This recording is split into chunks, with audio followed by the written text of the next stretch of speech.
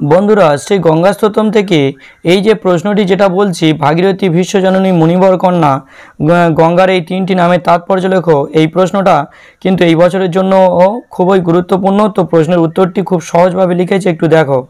প্রথমে রয়েছে দার্শনিক কবি শ্রী শঙ্করাচার্য শ্রী গঙ্গা স্তোত্রম নামক স্তোত্র কবিতায় দেবী গঙ্গার ভাগীরথী বিশ্বজননী মুনিবর কন্যা এই তিনটি নামের তাৎপর্য বিশ্লেষণ দেখিয়েছেন।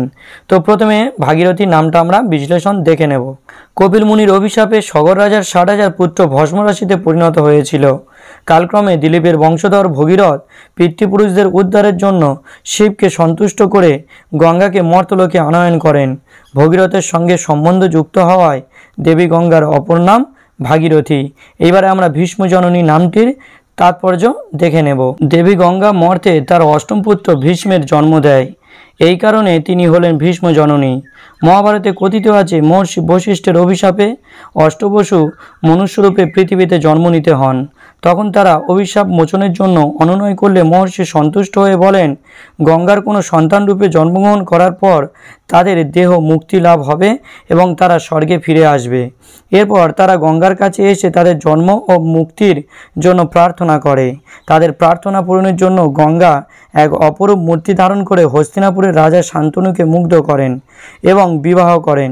কিন্তু এই শর্ত ছিল যে রাজা শান্তনু গঙ্গার কোনো কাজে বাধা দিলে সে মুহূর্তে তাকে ত্যাগ করবেন।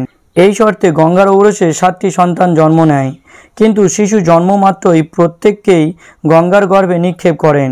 অষ্টম সন্তান জন্ম নেওয়ার পর পুত্রকে গঙ্গা নিক্ষেপ করতে উদ্যত হলে শান্তনু বাধা দেয়।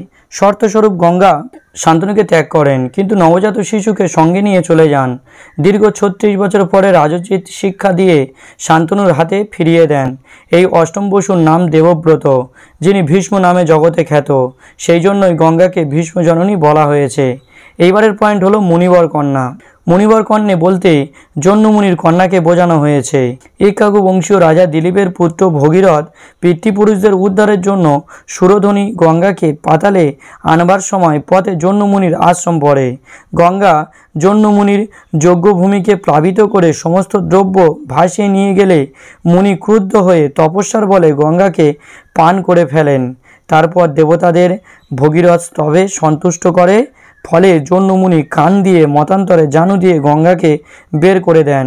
সেই জন্য গঙ্গাকে মুনিবর কন্যা বলা হয়েছে। তো বন্ধুরা, আশা করি এই নোটসটি পড়লে তোমাদের অনেক কাজে আসবে।